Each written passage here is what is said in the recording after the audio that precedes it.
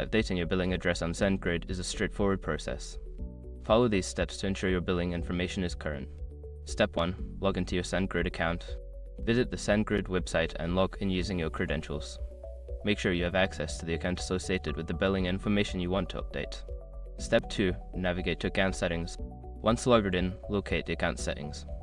This is usually found in the user menu, which can be accessed by clicking on your profile icon or name in the upper right corner of the dashboard.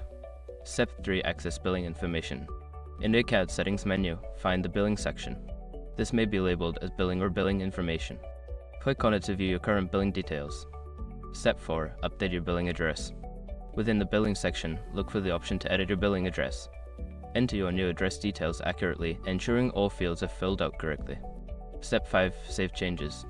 After updating your billing address, make sure to save the changes. Look for a Save or Update button at the bottom of the page and click it to confirm your new billing information. Now your billing address is updated on SendGrid. Regularly check your account details to ensure everything remains accurate.